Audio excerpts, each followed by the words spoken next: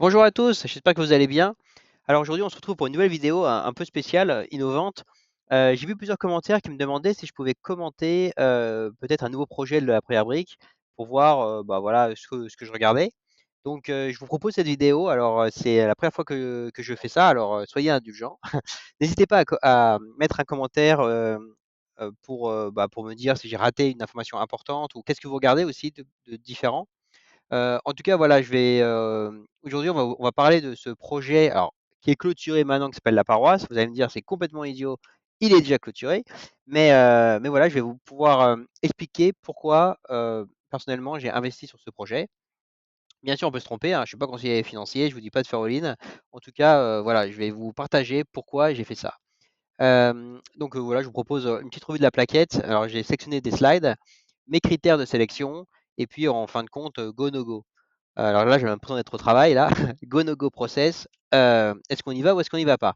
Donc voilà, comme vous pouvez le voir, donc j'ai mis un petit billet de 250 € sur, ce projet qui m'a plu. Je vais vous dire pourquoi. Donc comme vous le savez, il y a plusieurs documents. Donc moi, je regarde les 3, mais surtout en un, la plaquette de présentation. Que bien sûr, si le projet ne vous parle pas, faut pas aller plus loin. Et d'ailleurs, je pense que c'est surtout ça aussi, il y a plusieurs façons de voir les choses. Un, c'est le côté rationnel. Vous allez voir, il y a des critères, etc. Puis après, vous pouvez être emballé par le projet parce que ça vous parle. Ou au contraire, ça peut être un très bon projet, mais qui ne vous parle pas du tout. Et donc, bah, on va voir. Moi, j'ai mes propres, j'allais dire, affections. Donc là, tout d'abord, qu'est-ce que je regarde? Je regarde un, la durée et le pourcentage. C'est-à-dire que 12, ça m'interpelle, c'est pas mal. Alors vous allez me dire très souvent c'est 11, 11,5, c'est vrai. Ça change pas grand-chose. Mais quand vous faites des simulateurs et qu'il faut regarder sur 5 ans, 8 ans, 10 ans, en fait, ça change pas mal. Très bien. Ensuite, je regarde sur la durée. C'est-à-dire que là, 10 mois, ça me paraît raisonnable. Alors, c'est pas la valeur maximum, parce que là, on vous dit le maximum, on prévoit peut-être 22 mois, donc quasiment 2 ans. Mais en tout cas, je me dis, voilà, c'est un horizon de 1 an, un peu moins d'un an, ça m'a l'air correct, intéressant. Donc, voilà, la durée m'a l'air pas mal. Parce que j'ai vu des projets, des fois, je vois 2 ans, 3 ans. Alors, c'est peut-être pas sur Pré-Brique ou sur Brique, mais ça, c'est beaucoup trop long. Enfin, peut-être avoir quelques projets comme ça sur le long terme, OK, mais voilà, moi je cherche plutôt, vous voyez là sur 1 an, parce qu'après je voudrais réinvestir mes dividendes, ce que j'ai gagné. Enfin, dividendes, c'est peut-être pas le bon mot, mais vous voyez ce que je voulais dire? Parce que en fait, le truc, c'est que c'est pour ça, il y a plusieurs, stratégies. Maintenant, j'essaie de faire surtout quand il y a des, projets, avec, des paiements mensuels, mais ça, c'est assez rare. Donc faut être patient. Mais en tout cas, si je prends des paiements in fine comme là, c'est le cas, j'essaie de trouver une période pas trop longue. Voilà pour le premier critère. Deuxième critère, je regarde, là, il y avait une information intéressante, c'est qu'on nous dit qu'à date, l'opération est pré-commercialisée à hauteur de 100. Ah, ça, c'est pas mal. Ça veut dire que, donc, parce que cette opération, c'est une opération de marchand de biens, et en fait, ils ont déjà les acheteurs. Donc ça, très très bien. Du chiffre d'affaires via une offre d'achat émise par une foncière sans condition suspensive de financement. Donc ça veut dire, normalement, c'est tout bon. Très bien. Ensuite, les porteurs de projet. Ça, c'est une information super importante aussi que je regarde. C'est à qui on a affaire. Parce que finalement, on prête de l'argent pour un projet, mais même si le projet est super, si vous avez des porteurs de projet, j'allais dire trop novices ou je sais pas, enfin, avec peu d'expérience, ça peut faire tout capoter. Et au contraire, des fois, peut-être qu'avec une bonne expérience de porteur de projet, même si le projet a l'air bancal, peut-être que lui, il arrivera à le vendre. Donc, bon, je dirais porteur de projet, c'est vraiment super important. Ensuite, le financement. Financement, je regarde en fait, voilà, de quoi il s'agit. Alors très souvent, c'est souvent la même chose. Souvent, ils prennent une caution personnelle. Souvent, il y a une hypothèque de premier rang, donc ça, c'est pas mal. Là, c'est le cas ici. Et puis, on voit qu'il y a un décaissement échelonné des fonds, ce qui sera mis en place avec un premier décaissement à hauteur de 250 000 euros. Pourquoi? Parce qu'on voit qu'au tout début, on est qu'à 83. Donc voilà, donc on a pas mal d'infos. Donc voilà, au global, je me dis: «Ah, c'est pas mal, ça m'intéresse». Donc je vais un peu plus loin. Ici, vous avez la synthèse. Donc voilà, la lecture, j'allais dire rien de nouveau. En tout cas, ce qui est intéressant, effectivement, là, on voit que, apport conséquent, donc là, on va y revenir et marge de l'opération confortable. Moi, je regarde souvent il faut au moins une marge, je dirais, au-dessus de 20. Quand je vois des marges de 10, j'ai toujours un peu peur parce que si le projet dure trop longtemps, bah, 10, vous n'avez pas grand-chose et si vous avez des travaux, bah, vous mangez dedans. Donc finalement, je me dis: «C'est un peu ric-rac». En tout cas, plus la marge est importante, plus dès qu'il y a des aléas, ça peut être absorbé. Donc ça, c'est cool.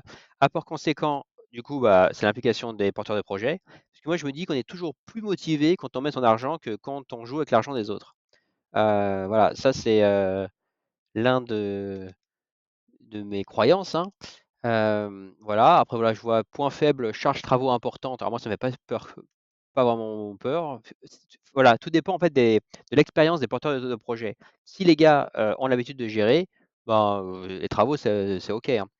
Couverture hypothécaire faible à l'acquisition, bon ça peut être un problème, mais là on voit qu'un décaissement au fil du temps, donc très très bien. Alors après, je regarde où est-ce qu'on achète. Donc là, on voit effectivement qu'on achète.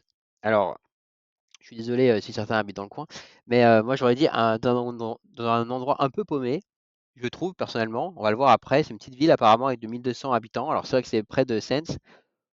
Bon, en tout cas, voilà, on voit à peu près où est-ce que c'est. Là, je vois que donc voilà la ville du projet, donc Cergine, très bien. C'est pas très loin de la mairie de Cergine. Alors au début, je me suis dit, mais pourquoi ils ont entouré la pizza alors? Vous allez me dire, mais il y a une obsession, mais je me suis dit, c'est forcément un beau projet si on est près d'une pizzeria. Moi, je suis à fond là-dessus.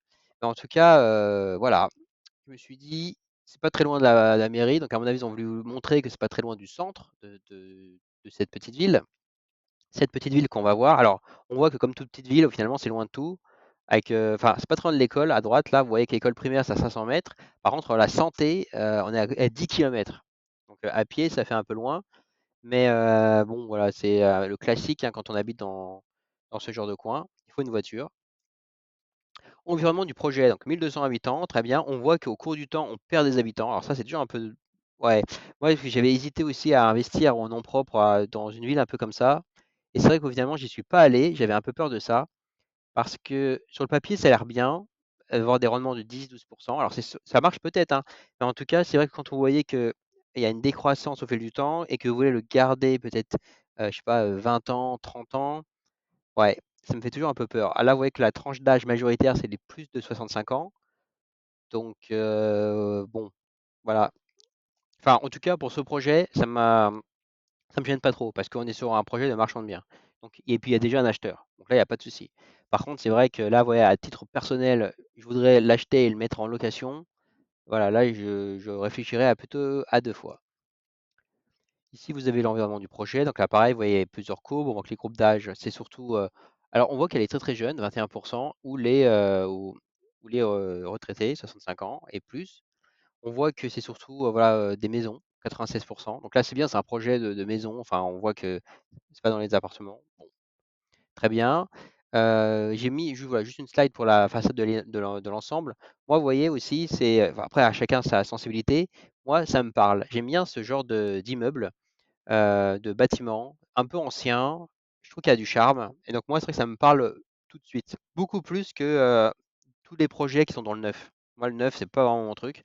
Donc, c'est vrai que dès que c'est un truc de refinancement dans le neuf, tout ça, généralement, je skip. Parce que ça, ouais, ça m'interpelle, ça me fait moins rêver, on va dire. OK, next slide. Là, on voit que donc marchand de biens avec travaux, donc c'est pas mal. Refinancement, j'ai un peu de mal. J'en fais de temps en temps parce que c'est bien de diversifier, mais c'est pareil. Refinancement, je vais bien regarder, par exemple, qui sont les porteurs de projets. Vous avez ça, et puis vous avez la promotion immobilière. Voilà, ça, c'est bien aussi diversifié, mais souvent, moi, je préfère vraiment le marchand de biens, pur et dur. Donc très bien. Là, vous voyez, il y a pas mal de détails, donc voilà, vous pouvez lire, après voir si ça vous paraît cohérent ou pas. Moi, ça m'avait l'air pas mal. Urbanisme, bien sûr. Donc, on voit qu'il faut une déclaration préalable. On voit qu'ils l'ont obtenu. Ça a été purgé. Parfait. Commercialisation 100% en volume, 100% en chiffre d'affaires. Ça va être très bien. Donc, ça, c'est qu'on espère que dans les 10 mois, ça va être vendu. Normalement. Bon, on le suivra. De toute façon, je me suis positionné dessus. Donc, on verra bien si il sera remboursé. Ensuite, étude de marché. Là, vous voyez que le prix de sortie du projet est de 1200 euros, prix du mètre carré. Donc, c'est pas mal, parce que quand on regarde, on voit que c'est entre le prix bas et le prix moyen. Donc, un positionnement plutôt intéressant. Parce que si vous êtes toujours dans les prix hauts du marché, euh, bah, surtout que si vous voyez que la marge est faible, là, c'est chaud, parce que ça veut dire qu'il ne pourra pas vraiment le baisser, parce que sinon, il perd de l'argent. Là, on voit qu'au contraire, on est plutôt dans les prix bas du marché, et on a déjà 23% de marge. Donc, ça paraît pas mal. Ça paraît pas mal. Voilà, étude de marché ici, vous avez donc évolution du prix de vente des annonces dans un rayon de 10 km. Donc là, c'est sur une période d'un an, décembre 2023 à novembre 2024. On voit que c'est, bon, moi je dirais plus ou moins flat, hein, parce qu'en grosso modo, vous êtes entre, je sais pas, 1002 et bon, 2007. C'est vrai qu'il y a quand même un x2, mais bon, globalement, vous voyez, on n'est pas sur une tendance vraiment qui monte, une tendance qui baisse. On voit que ça monte, ça descend. On a l'impression qu'on est dans un range, donc dans une fourchette. Donc je me dis effectivement, ce prix-là, 1200, ça a l'air cohérent. Là, vous voyez, puisque c'est une des valeurs basses, donc ça paraît honnête. Ici, vous avez l'évolution du prix moyen des loyers. Donc ça, je pense, c'est plutôt pour valider que leur projet est pas mal, puisqu'ils visent 11% de, j'allais dire, là pour les acheteurs. Donc on voit que ça a l'air cohérent pour eux en tout cas, parce que là on voit que quand on dézoome, on a l'impression que ça monte, vous voyez, un petit peu, ça redescend, ça monte, ça redescend, ça monte, ça redescend. Donc voilà, ça c'est pas mal. Ça veut dire que sur le long terme, peut-être que finalement, bah, leur rendement pour les acheteurs ça va augmenter avec le temps. Donc c'est peut-être un très bon investissement en fait, hein. Moi j'ai toujours peur à la revente, mais bon, en tout cas ça a l'air pas mal, ça a l'air bien ficelé. Étude de marché, transactions réalisées. Donc là, vous voyez, en fait, ils regardent les dernières annonces. Donc pareil, hein, là, on voit que le prix de 1200, ça a l'air pas mal. Annonce comparable à l'heure actuelle, ça a l'air aussi dans la cohérent. Donc, tout est cohérent, c'est pas mal. Ici, je regarde quoi? Je regarde en fait donc les porteurs de projets. Je regarde. Alors moi, ouais, au vu de la description, j'étais pas sûr que vraiment ils soient vraiment super calés, mais en tout cas, ils sont quand même quatre. Donc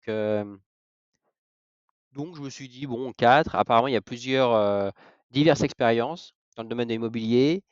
Donc à mon avis, ça peut le faire. Surtout que ça a l'air bien ficelé ce projet, donc moi ça m'a plu.